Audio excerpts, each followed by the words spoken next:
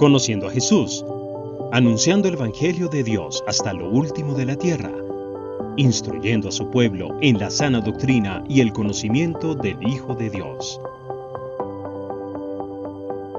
Él dice, dijo Samuel a todo Israel: he aquí, yo he oído vuestra voz en todo cuanto me habéis dicho, y os he puesto un rey. No era la voluntad de Dios, pero Dios se los había concedido. No era el tiempo de Dios, pero Dios se los había entregado. No era lo que Dios quería, pero Dios los escuchó y se los entregó. Muchas cosas podrían la gente pedir: me quiero separar de mi marido, me quiero separar de mi esposa. No es la voluntad de Dios, pero Dios puede escuchar esa oración. Pero no era la voluntad de Dios. Y Dios puede hacer que ese hogar pues finalmente se separen, se divorcien, pero no era la voluntad de Dios. Y después tenemos que darle cuentas a Dios de todo lo que hablamos con nuestra boca. ¿No dice eso la Escritura? Que tenemos que rendirle cuentas a Dios de toda palabra ociosa, incluso le dice así la Biblia, que haya salido de nuestros labios. Y no solamente las palabras ociosas, todo tipo de palabra que salga de nuestros labios, daremos cuenta al Señor. Dice el versículo número 2: ahora pues, aquí, vuestro rey va delante de vosotros. Yo ya soy viejo, yo soy ya viejo, perdón, y lleno de canas. Pero mis hijos están con vosotros y yo he andado delante de vosotros desde mi juventud hasta este día. El llamado debe de ser de esa manera. Aquí hago un paréntesis y doy una enseñanza un poco diferente a la de Saúl. La Biblia nos dice que Samuel andó desde su juventud hasta que ya no tuvo más fuerza, hasta su vejez. Dice la Escritura que él no estuvo tirando el llamado, él no estuvo desechando su llamado, no. Dice la Biblia: desde que fui joven y hasta aquí, hasta ser viejo, le he servido al Señor. Así tú y yo debemos de servir. Hay momentos y habrá momentos donde quizás queramos tirar la toalla y sintamos que no damos más, pero Dios dice: sigue adelante, porque el llamado es irrevocable. La vida cristiana también debería ser así, perseverar hasta el final, porque no somos llamados a estar dejando las cosas a la mitad o a estar tirando las cosas a la mitad del camino. Tú y yo somos llamados a perseverar hasta el final. El que perseverare hasta el final, ese será ¿qué? Ese será salvo, dice la Escritura. Dice el versículo número 3: aquí estoy y atestiguad contra mí delante de Jehová y delante de su ungido. Aquí Samuel nos da un ejemplo, iglesia, de cómo nosotros debemos de vivir en esta vida. Samuel puede pararse después de muchos años de servicio. Samuel puede pararse frente al pueblo después de haber servido toda su vida y le dice al pueblo: atestiguad en contra mía. Es decir, ¿dónde están esos testigos que pueden hablar mal de mí? Que pueden decirme lo siguiente: si he tomado el buey de alguno, si he tomado el asno de alguno, si he calumniado a alguien, si he agraviado a alguno, o si de alguien he tomado cohecho para cegar mis ojos con él, y os lo restituiré, dice allí la Escritura. ¿Qué está haciendo Samuel? Está diciendo: después de muchos años de servicio, mi testimonio ha sido intachable. Mi testimonio ha estado delante de ustedes recto. Mi testimonio ha sido delante de ustedes íntegro.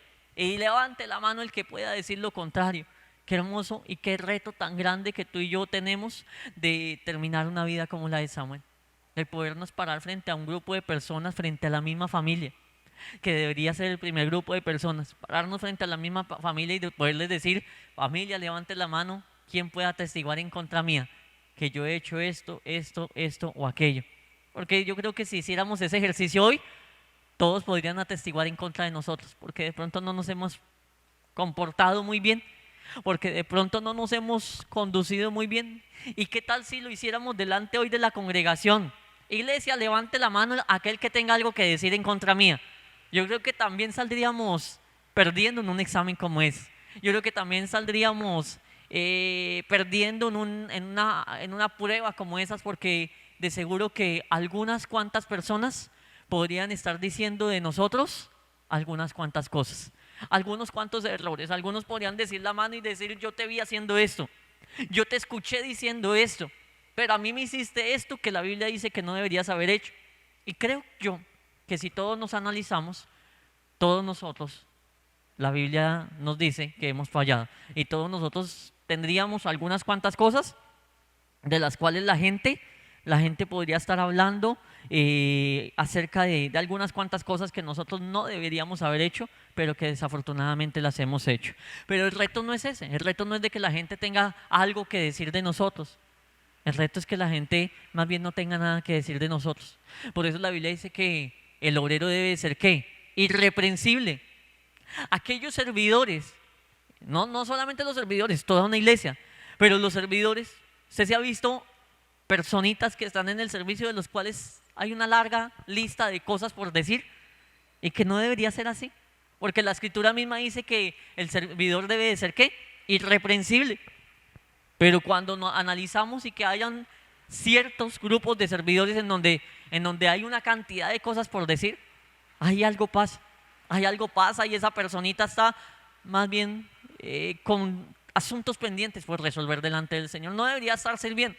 Una personita decía, un teólogo en alguna oportunidad de hecho hablaba de los pastores y decía, hay muchos pastores que no deberían estar predicando, sino deberían estar estudiando la Biblia, porque se paran allí a hablar una cantidad de herejías, de falsas enseñanzas, de falsas doctrinas, y deberían estar allí más bien aprendiendo la palabra, deberían estar allí santificándose, porque hay muchas personas que hoy están, pero que en realidad no deberían todavía estar en ese lugar. No es que Dios no pueda cambiar, no es que Dios no pueda levantar, no es que Dios no pueda bendecir, no es que Dios no pueda ungir, claro que lo puede hacer. Y en ocasiones aquellas personas que fueron muy malas, terminan siendo los más grandes usados por Dios, porque la misma escritura dice que Dios escoge lo vil y menospreciado para levantarlo y avergonzar a lo sabio de este mundo. No es que no quiere decir que están descalificados, no, sino que deben de cumplir ciertos requisitos para luego sí estar en un lugar. Y Samuel se puede parar allí frente al pueblo y les dice, durante todos los años levante la mano aquel que puede decir que yo he hecho esto malo o aquello malo. Y nadie podía hablar nada malo de él. Nadie podía hablar nada malo de él. ¿Por qué? Porque él había conducido su vida. ¿De qué manera? Rectamente. ¿De qué manera se había conducido Samuel? De una manera intachable. Es un buen testimonio. Una manera intachable. Dice el versículo número 4. Entonces dijeron, nunca nos has calumniado. ¿Qué dijo el pueblo, iglesia? Nunca nos has ¿qué? Calumniado. Tú nunca lo has hecho. Ni nos has agraviado, ni has tomado algo de mano de ningún hombre. Es decir, que el pueblo dijo, no, nunca te hemos visto hacer nada de esas cosas. Qué hermoso es que tu familia pueda decir, oiga, yo nunca he visto a mi papá serle infiel a mi mamá. Hermoso eso. Qué bonito es que los hijos puedan decir, yo nunca he visto que mi papá le pegue a mi mamá. Yo nunca he visto que mi papá trate mal a mi mamá. Sí, de pronto han habido diferencias, discusiones, pero nunca lo he visto sobrepasándose con mi mamá. Qué bonito es que los hijos puedan decir, yo nunca he visto a mi mamá mintiéndole a mi papá, ocultándole cosas a mi papá. Yo siempre he visto un buen testimonio de mi madre. Nunca me ha inducido a mentirle a mi papá o a engañar a mi papá. Nunca he visto un mal ejemplo de, qué hermoso una familia así. Qué hermoso un hogar así. Qué hermoso es que una iglesia pueda decir, oiga, yo nunca he visto al líder haciendo esto. Yo nunca he visto al maestro haciendo esto, aquello. Yo nunca he visto al pastor haciendo esto, aquello. Pero creo que todos nosotros debemos de mejorar en ese tipo de cosas.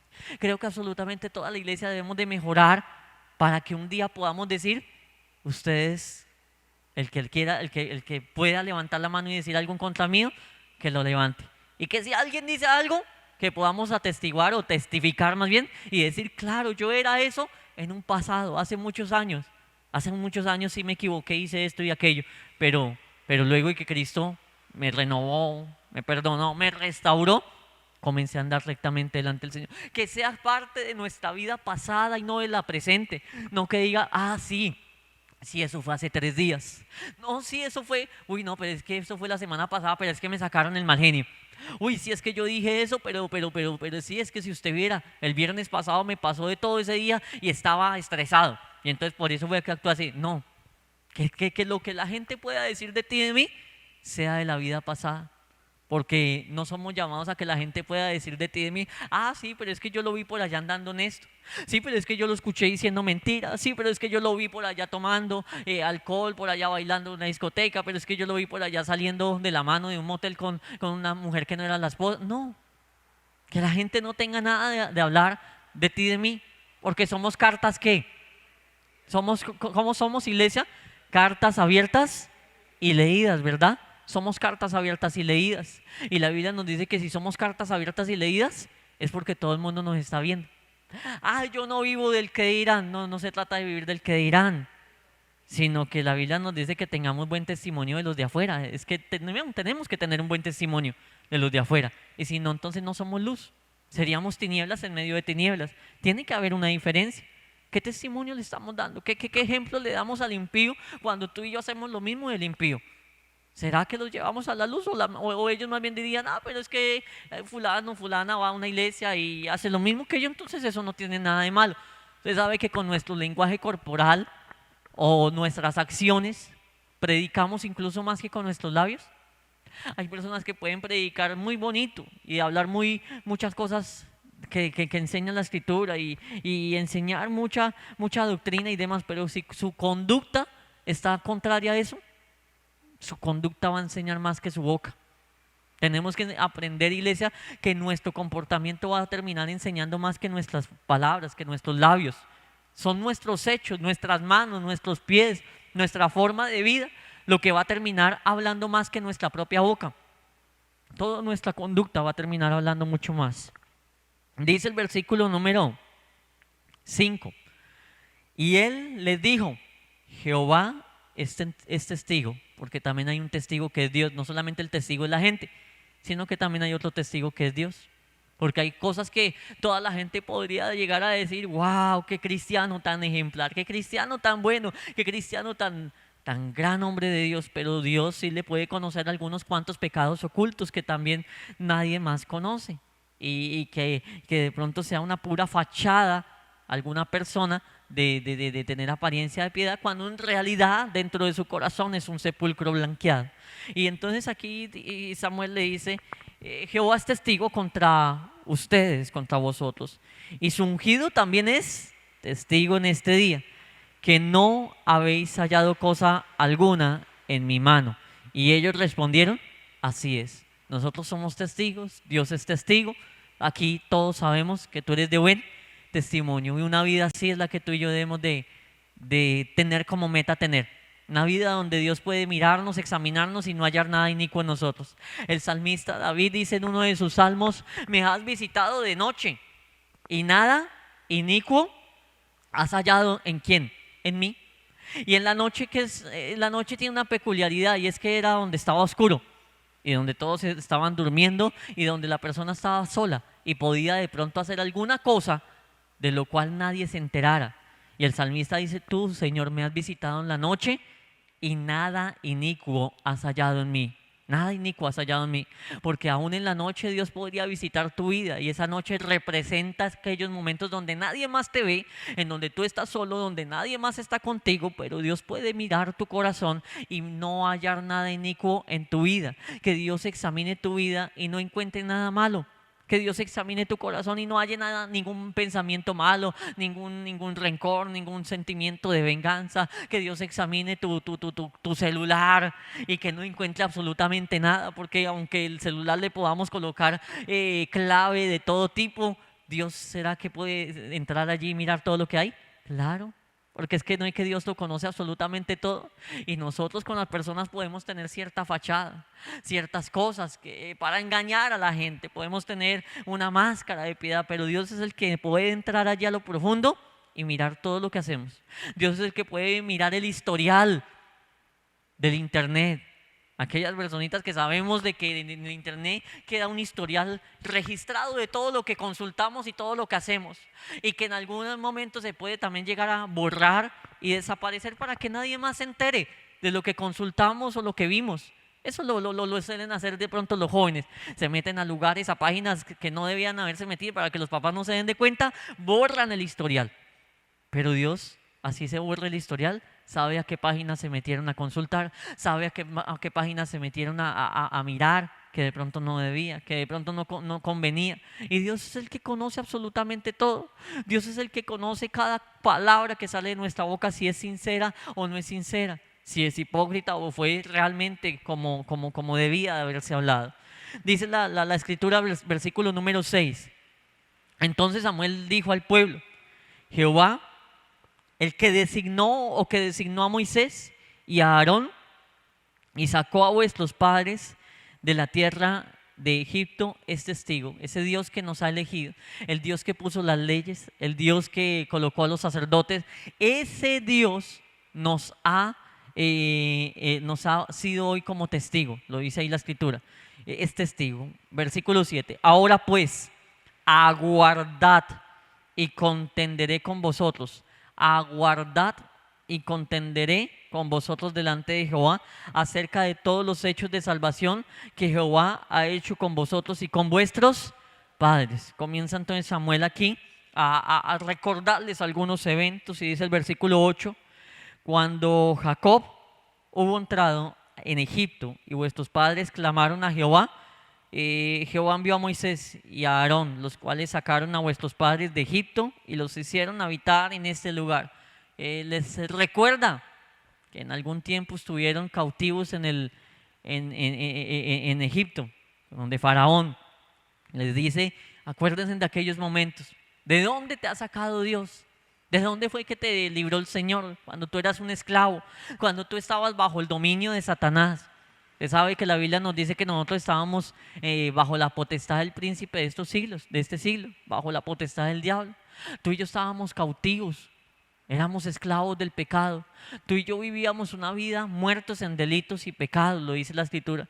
Y Samuel le comienza a recordar y a refrescar la memoria al pueblo de Israel y les dice: acuérdense de aquellos momentos, acuérdense de aquel tiempo donde Jacob entró a Egipto y quedó como cautivo allí en Egipto, del versículo número 9. Y olvidaron a Jehová, su Dios. Dios los libertó, los sacó de allá, pero luego ¿qué? Luego se olvidaron de Dios, porque desafortunadamente el creyente muchas veces hace eso. Dios los saca de la esclavitud del pecado, Dios los saca de esa oscuridad y de una cantidad de problemas, pero luego el creyente se trata de olvidar de Dios. El creyente desafortunadamente, el cristiano desafortunadamente tiende a olvidarse de Dios, y dice aquí la escritura: y él los vendió en mano de Sisara, jefe del ejército de Azor, y en mano de los filisteos y en mano del rey de Moab, los cuales les hicieron guerra. Entonces vinieron algunas guerras, pero ¿por qué fueron esas guerras? Porque ellos habían olvidado de Dios. ¿Por qué fue que Dios los vendió en manos de esos príncipes o de esos reyes? Porque ellos habían olvidado de Dios. ¿Qué es vender? ¿Qué es vender? Cuando tú y yo cedemos algo a cambio de un precio. Y cedemos algo, y cuando cedemos ese algo, ya no nos pertenece, ya tiene un nuevo dueño. Y entonces dice aquí la escritura algo muy delicado: que Dios vendió en mano de esos filisteos, en mano de esos reyes, de los moabitas, del ejército de Azor, y los vendió al pueblo de Israel. Ya tenían un nuevo dueño. Ahora esos reyes podían hacer lo que quisieran con el pueblo de Israel. Y eso es terrible. ¿Usted se imagina que uno fuera vendido en manos del enemigo? El diablo pudiera hacer lo que él quiera con nosotros, que el diablo pudiera hacer lo que a él le plazca con tu vida. No, pero es que yo soy de Dios, yo le pertenezco a Dios. Sí, pero si Dios te vende, si Dios me vende a mí en manos de nuestros enemigos, el diablo podría hacer lo que quisiera, porque ahora el dueño sería él. No, pero es que yo he sido comprado con la sangre de Cristo. Bueno, mantengámonos ahí. Pero es que el problema es cuando nos olvidamos de Dios. Dios dice: bueno, ya no quieres que yo sea tu dueño, pues te vendo en manos de otro dueño, y que ese otro dueño haga lo que quiera hacer con tu vida. Es lo que estamos examinando aquí en la escritura. Y luego dice aquí la palabra de Dios: Dios siempre en su misericordia, versículo número 10: y ellos clamaron a Jehová y dijeron: hemos pecado porque hemos dejado a Jehová y hemos servido a los Baales y a Astarot. Líbranos pues ahora de la mano de nuestros enemigos y te serviremos. ¿Por qué fue que Dios los vendió? Mire que ahí lo está ampliando más el panorama. Le habían servido a Baal, le habían servido a Astarot, estaban sirviendo a esos dioses, estaban siendo idólatras, se habían pervertido.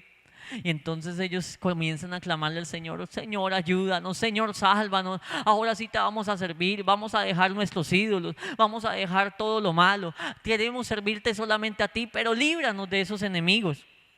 Y se parece también a muchos cristianos, cuando caen en manos o cuando caemos en manos de nuestros enemigos, ahí sí buscamos de Dios. ¿A cuántos les ha pasado que en un momento difícil, ahí sí uno vuelve a Dios, ahí sí uno vuelve sus ojos, pero mientras que todo como que no se había complicado, como que uno se olvida de Dios, pero en el momento difícil, ahí sí uno comienza a orar, ahí sí comienza uno a ayunar, a buscar de Dios? Eso a mí me ha pasado. Momentos muy difíciles de mi vida quizás han sido los momentos en donde más he buscado de Dios. Y qué triste que sea así, qué desafortunado que sea así, porque quizás es la forma de ser del ser humano, que en los momentos duros y difíciles es cuando más se busca de Dios. Y quizás se busca de Dios es pero por el favor y el milagro, pero en realidad tú y yo deberíamos de buscar de Dios siempre. Siempre deberíamos de estar buscando del Señor. Dice aquí la palabra de Dios, versículo número 11: entonces Jehová envió a Jerobaal, a Barak, a Jefté y a Samuel, y os libró de mano de vuestros enemigos en derredor, y habitasteis, seguros. ¿Qué hizo Dios? Tener misericordia, libertar al pueblo y hacer que el pueblo viviera seguro. Hoy tú y yo tenemos esa promesa de parte de Dios: habitar seguros, de que Dios te libra a ti y a mí de nuestros enemigos y poder habitar seguros. Si hay enemigos que quieran rondar tu vida, tú aférrate a esta promesa: Señor, tú eres el que me puedes hacer habitar de manera segura. Tú eres el que me puedes librar de mis enemigos. Y si quizás te has olvidado de Dios, volver tus ojos a Dios. Y si no te has olvidado de Dios, pues mejor aún. Porque si no te has olvidado de Dios, eres un total candidato a que Dios te guarde, te proteja, te libre de tus enemigos y te haga vivir confiado y seguro. Y si en alguna área de tu vida quizás notas que te has olvidado de Dios, no en toda tu vida, pero en algunas áreas de tu vida notas que has dejado un poquito descuidado a Dios, métete con Dios, clámale a Dios y Dios te librará y te hará vivir de una manera segura, de una manera segura. Amén. Amén. Dice el versículo 12: y habiendo visto que Naas, rey de los hijos de Amón, venía contra vosotros, me dijisteis: no, sino que ha de reinar sobre nosotros un rey, siendo que Jehová, vuestro Dios, era vuestro rey. Recordemos un momento este versículo, lo que nos está diciendo este versículo. Y habiendo visto que ¿quién? Naas, rey de los hijos de Amón, venía contra vosotros. Leímos la historia de Anás. Quiero recordarle quién era este Anás. Anás era ese rey que pedía que los israelitas se sacaran un ojo, el ojo derecho. Ese rey era aquel que marcaba a sus esclavos sacándoles el ojo derecho. Qué marca tan interesante, porque sacarle el ojo derecho a los esclavos era una afrenta, que de hecho Naas mismo le dice a los de Jabes de Galaad, que fue el primer lugar a donde llegó, y les dice: coloquen esta afrenta contra ustedes, contra todo Israel, que cada uno de vosotros se saque el ojo derecho. Y eso era una humillación para el pueblo de Israel, aparte de que era un simbolismo de que el pueblo iba a tener ceguera, de que así el diablo quiere ver al cristiano, ciego espiritualmente. Eso está en el capítulo anterior. El diablo va a querer verte a ti ciego o medianamente ciego, porque de pronto no estaba pidiendo los dos ojos, pero con un solo ojo que el diablo le sacara, ya estaba conforme. Cuando el pueblo de Israel peleaba, yo le mencionaba a usted, iglesia, que ellos utilizaban un escudo en su mano izquierda, y ese escudo les servía para protegerse, y entonces tapaban la mitad de su cara y de su cuerpo y la mitad de su cara, para protegerse de las saetas y las flechas que los enemigos lanzaban. Y con su ojo derecho pues miraban, y su mano derecha tenía la espada para mirar y poder atacar. Y al sacarle el ojo derecho, ¿cómo quedaban entonces esos soldados? Quedaban completamente incompletos en el frente de batalla. Ya no podían pelear de la misma manera. Si usted hace ese ejercicio y se cubre el ojo derecho o el ojo izquierdo, cualquiera de los dos ojos, y mire y lo verá que no pierde el 50% de la visión, o sea, ya uno queda casi inservible. Bueno, hay personas incluso ciegas y que tienen grandes habilidades, pero cuando una persona está acostumbrada a mirar con sus dos ojos y luego pierde uno, pierde la mitad de su capacidad, pierde el 50% de su capacidad de responder. Y el diablo que les estaba pidiendo ahí, nada que les estaba pidiendo ahí, sáquese en el ojo derecho. Esa es la forma en que voy a dejarlos con vida. Y aparte de eso tenían que servirle y ser esclavos de él. Porque ese es el propósito de Satanás con el pueblo de Israel. Y mire que Samuel les está diciendo al pueblo de Israel, ustedes vieron que ese rey venía en contra de ustedes.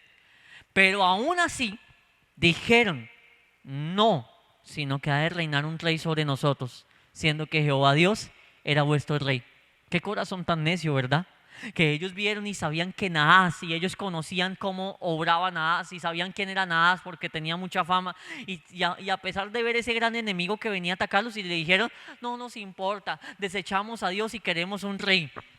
¿Qué clase de persona es esa? Que ve que las consecuencias le vienen y aún así dicen, no me importa, yo quiero esa petición para mi vida. Yo sigo como necio. Bueno, no reconocen que son necios, pero siguen empecinados en hacer su voluntad sabiendo que les puede ir muy mal.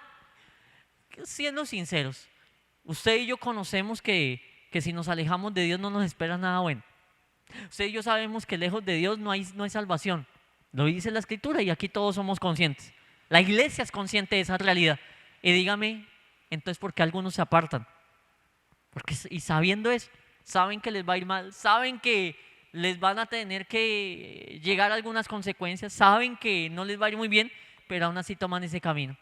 Están haciendo lo mismo del pueblo de Israel. Saben que un Naas viene en contra de ellos. Saben que un rey Naas viene a atacarlos, a pedirles el ojo derecho, a dejarlos ciegos, a dejarlos con afrenta, a dejarlos debilitados, a debilitar sus ejércitos. Y aún así dicen, yo quiero seguir ese camino. Yo quiero caminar por ese camino. Yo sé lo que me espera. Y algunos que en algunos momentos de hecho han llegado a hablar con nosotros como pastores y le dicen, yo no vuelvo a la iglesia. Y uno le comienza a decir un poco de cosas que dice la Escritura, pero tú sabes que te va a ir mal, pero mire la salvación, mire lo que Dios quiere hacer contigo. No sueltes la toalla, no tires la toalla, sigue no, yo sé todo lo que me espera, pero yo me voy para el mundo. Hay gente que no lo ha dicho de esa manera y hay gente que abiertamente se lo confiesa a uno y le dice, yo sé lo que me espera, pero no, yo ya decidí volver atrás. Yo ya tomé esa decisión. Yo he tenido que oír personas así y que después uno los ve lamentándose por sus decisiones. Dice aquí la Biblia, y siendo que Jehová vuestro Dios será vuestro rey. Versículo 13. Ahora pues, he aquí el rey que habéis elegido, el cual pedisteis. Ya veis que Jehová ha puesto rey sobre vosotros. Ya Dios les concedió la petición. Usted se imagina el dolor, la tristeza, el momento. Imaginémonos esa situación. Lo voy a traducir o trasladar a una petición de hoy en día.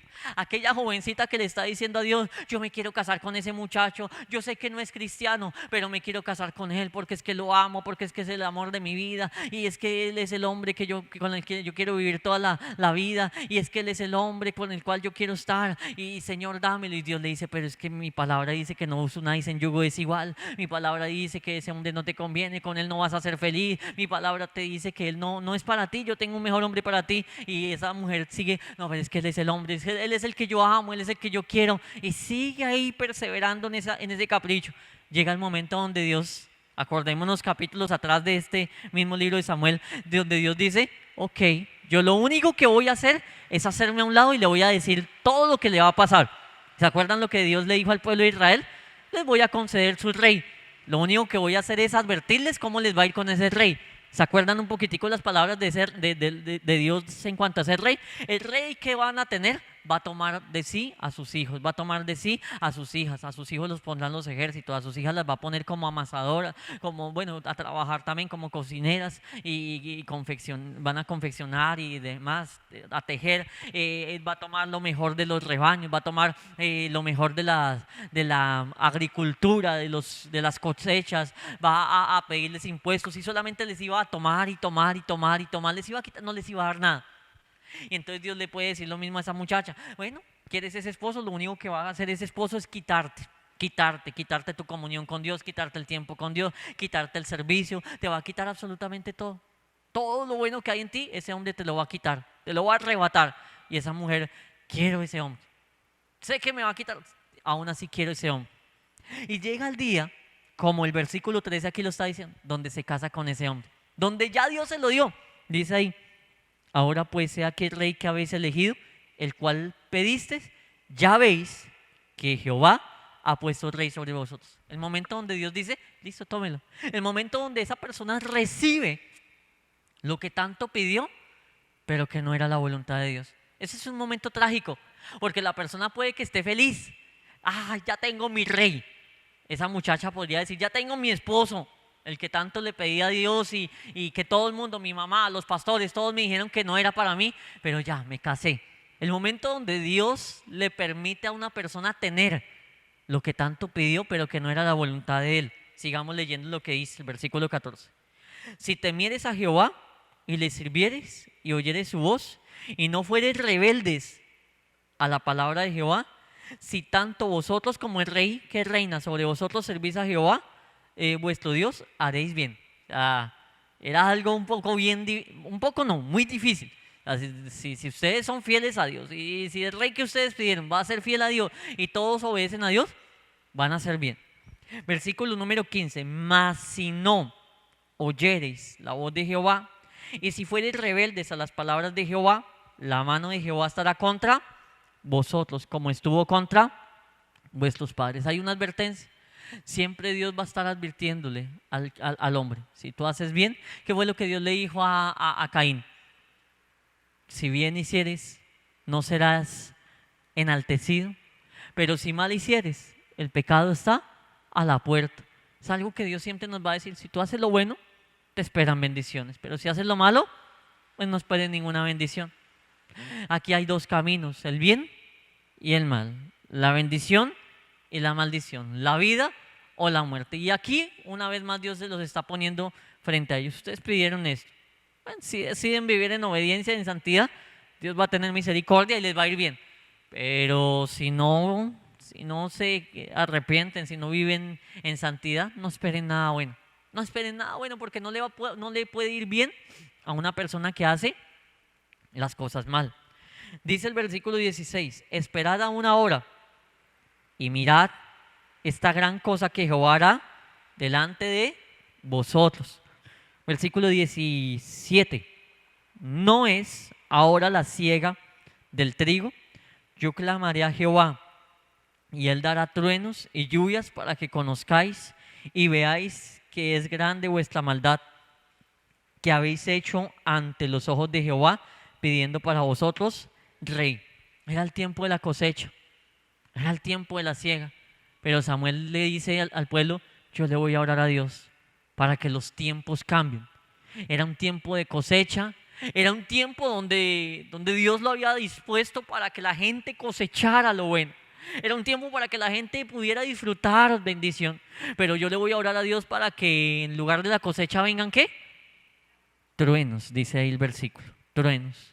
Y los truenos en la Biblia siempre van a representar esa voz de Dios cuando está enojado. Los truenos en la Biblia siempre van a representar algunos juicios de Dios, cuando Dios habla con esa voz de trueno, cuando Dios truena su voz, cuando vienen esos juicios, esa tempestad de parte de Dios. Y Samuel dice, yo voy a orar a Dios porque en lugar de que cosechen, lo que va a venir es castigo de Dios. Y luego dice el versículo allí, dice porque la maldad, porque grande, o más bien para que conozcáis y veáis que grande es vuestra maldad que has hecho ante los ojos de Jehová, pidiendo para vosotros rey.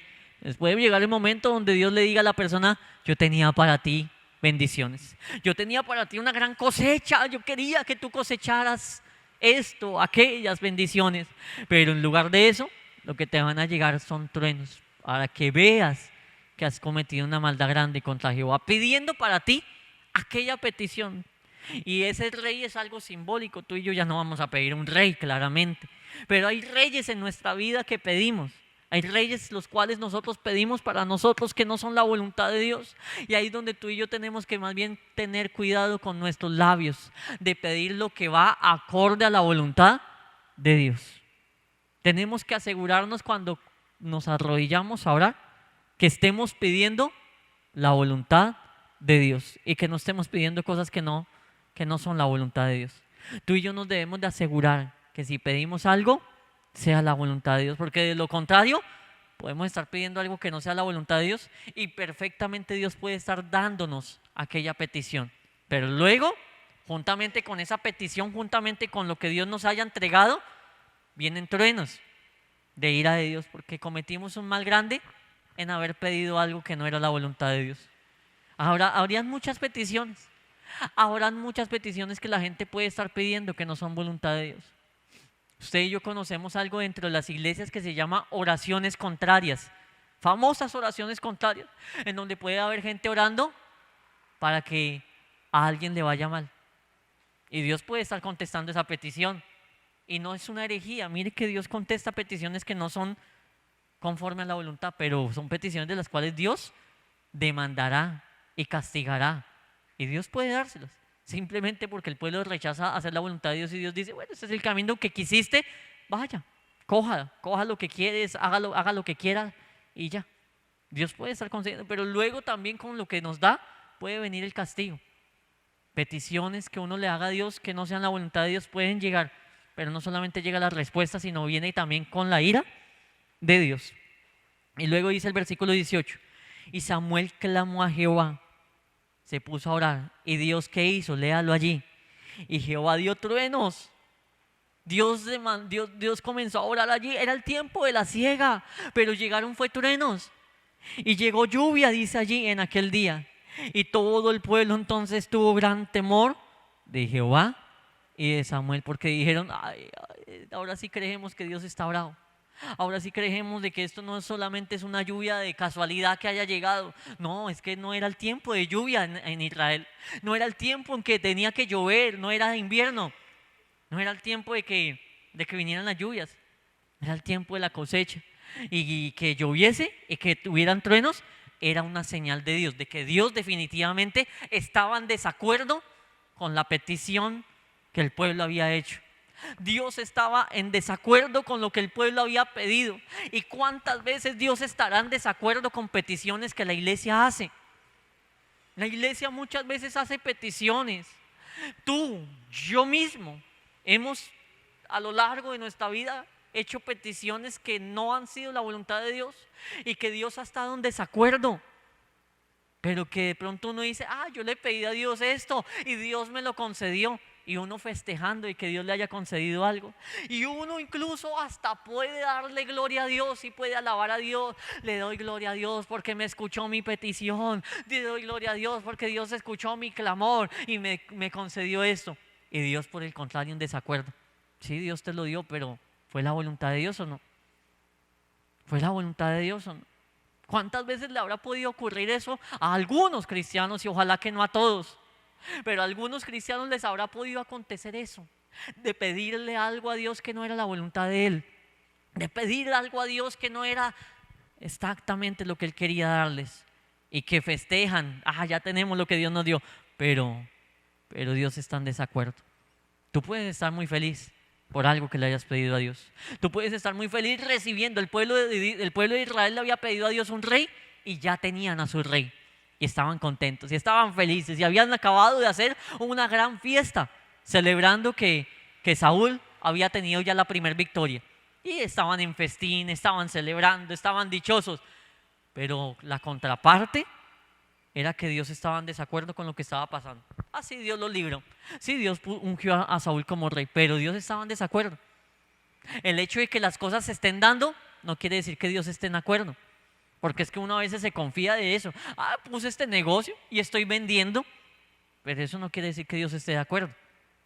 Usted puede poner un negocio de trago y vender trago todas las noches, y que eso se vende como pan caliente, pero no quiere decir que Dios esté de acuerdo. Usted puede colocar alguna cosa o hacer alguna cosa en donde aparentemente comienza a surgir y a ir bien en ese asunto, pero no quiere decir que Dios esté de acuerdo. La personita puede establecer un noviazgo con una persona inadecuada o casarse, irse a vivir con alguien que no es la voluntad de Dios, y puede que las cosas vayan marchando muy bien. Y puede que la muchachita que era cristiana se metió con un novio que no era cristiano, y puede que ese novio le esté llevando el desayuno todos los días a la cama con una rosa. Ay, qué hombre tan espectacular, cómo la ama, y como que las cosas van muy bien. Aparentemente consiguió el príncipe de la historia, un hombre que verdaderamente la ama y la valora, consiguió un buen hombre, pero no quiere decir que Dios esté de acuerdo. No quiere decir que Dios esté feliz con esa petición. No quiere decir que Dios esté aprobando esa relación. Eso suele pasar, que muchas veces uno trata de medir las cosas si funcionan o no funcionan. Si funcionan es porque Dios está ahí. No, hay iglesias que hoy funcionan y funcionan espectacularmente, y Dios no está de acuerdo con lo que están haciendo. Miren nomás, fechas como las de Halloween, como las de Navidad. Hay fechas como esas donde iglesias hacen una cantidad de cosas. En Bogotá una iglesia muy grande hizo la fiesta de Halloween. Todos los niños fueron disfrazados y fue un éxito total. A nivel de culto, wow, toda la iglesia llena completamente, no cabía un niño, todos los niños contentos, todos los padres acudieron a ese culto, un culto que fue un éxito total. ¿Pero Dios estaría de acuerdo? No, obviamente Dios no estuvo de acuerdo, porque estábamos participando, o bueno, están participando de las obras de las tinieblas. El hecho de que funcione algo no quiere decir que Dios esté de acuerdo. El hecho de que las cosas salgan bien, entre comillas, no quiere decir que Dios esté de acuerdo. Y dice aquí la Biblia, y versículo 19: entonces dijo todo el pueblo a Samuel: ruega por tus siervos a Jehová, tu Dios, para que no muramos, porque a todos nuestros pecados hemos añadido este mal de pedir rey para nosotros. Por fin, ya después de que tenían al rey, reconocieron que era malo. Pero antes, cuando Samuel les advertía, ninguno había reconocido. Ninguno reconocía que era malo, pero ya después de que lo tenían en su mano, ay, sí, ya reconozco que hice mal. Ay, ya sí, ya reconozco que me equivoqué. Ahora sí reconozco que tomé una mala decisión. ¿Por qué tendríamos que llegar a ese punto para decir, ay, sí, yo no debía haberme metido con ese hombre, o yo no debía haber hecho eso? Sí, ya reconozco que cometí un error. Voy a orar para que no me vaya mal. ¿Para qué esperar hasta ese punto si cuántas veces Dios ha venido advirtiendo sobre cosas que no debemos de hacer? Mejor es reconocerlas antes de hacerlas que después de hacerlas, porque debemos de reconocer las cosas antes de hacerlas, no después de hacerlas. Bueno, después también, pero es mejor reconocerlas antes de hacerlas. Uy, no, Dios me está diciendo que por allá no, pues por allá no. Dice el versículo 20: y Samuel respondió al pueblo: no temáis, vosotros habéis hecho todo este mal, pero con todo eso no os apartéis de en pos de Jehová, sino servirle con todo vuestro corazón. Dios es tan maravilloso, tan misericordioso, que Dios dice: no teman, han hecho muy malo, pero les pido que sirvan a Dios, les pido que sigan a Dios. ¿No le parece tan bueno, tan misericordioso y tan noble ese Dios que tú y yo tenemos? El Dios de la Biblia. Y que la gente a veces aprovecha de esa misericordia de Dios, y ahí es donde Pablo dice: mucha gente coge la gracia como libertinaje. Hay mucha gente que toma la gracia pues como motivo para pecar, y no debe ser así. Versículo 21: no os apartéis en pos de vanidades que no aprovechan ni libran, porque son vanidades. Versículo 22: pues Jehová no desamparará a su pueblo por su grande nombre, porque Jehová ha querido hacer los pueblos suyos. Así que lejos sea de mí que peque yo contra Jehová, cesando de rogar por vosotros, antes os instruiré en el camino bueno y recto. Samuel dice: yo no puedo dejar de orar por ustedes. Ustedes han hecho las cosas muy mal, pero yo no puedo dejar de orar por ustedes. Yo no puedo dejar de clamar por ustedes. Ahí es donde hay algunas mamás que las he oído que dicen: yo ya no oro más por mis hijos, ellos ya están grandes y ellos verán si quieren o no quieren seguir a Dios. No, mire que Samuel está diciendo: lejos sea de mí que peque yo contra Jehová, cesando de rogar por vosotros. O sea que es un pecado dejar de orar. aún si la gente es mala. Ahí la Biblia está diciendo, lejos sea de mí que peque yo contra Jehová, cesando de rogar por vosotros. Dejar de orar por la gente es un pecado. Dejar de orar por la familia es un pecado. Dejar de orar por los malos es un pecado. Y hay cristianos que están diciendo, yo ya no oro más por ese sinvergüenza. Yo ya le he predicado, yo ya he orado y yo ya no vuelvo a orar más por ese. No, iglesia. Samuel nos dice, lejos sea de mí que yo peque, dejando de orar por ellos. Han hecho muy malo, son muy necios, no querían oír, despreciaron a Dios, rechazaron a Dios, no quisieron tener a Dios como rey, despreciaron a Dios y pidieron un rey, han hecho una cantidad de males, servían a Astarot, servían a Baal, pero yo no voy a pecar dejando de orar por ellos. O sea que usted puede tener a la gente más mala cerca de ti, pero debe seguir orando por ellos. Debemos seguir orando por ellos, porque si dejamos de orar es un ¿qué, iglesia? Un pecado. ¿Qué es, iglesia? Un pecado dejar de orar por la gente que obra mal. Dice, antes yo os instruiré en el camino bueno y recto. ¿Qué tenemos que hacer? Seguir enseñándoles el camino recto, que allá ellos verán si lo caminan o no lo caminan. Ellos verán si lo acatan o no lo acatan, pero nosotros no vamos a pecar dejando de mostrarle a la gente el camino recto. Nosotros no podemos dejar de mostrarle a la gente cuál es el camino, y el camino es Cristo Jesús. Versículo 24, solamente temed a Jehová y servirle de verdad con vuestro corazón, pues considerad cuán grandes cosas ha hecho por vosotros. Mas si perseverareis en hacer mal, vosotros y vuestros reyes, ¿qué va a pasar? Pereceréis. O sea, que aquí hay una voz de aliento, aquí hay una voz de misericordia, de esperanza, pero también de advertencia. Si ustedes deciden perseverar en hacer lo malo, pues van a perecer. Pero si se corrigen y si hacen lo recto, lo bueno, lo que agrada a Dios, pues Dios les va a dar oportunidad, y Dios es un Dios misericordioso. ¿Amén? ¿Amén o no amén, iglesia? Bueno, Conociendo a Jesús, anunciando el Evangelio de Dios hasta lo último de la tierra, instruyendo a su pueblo en la sana doctrina y el conocimiento del Hijo de Dios.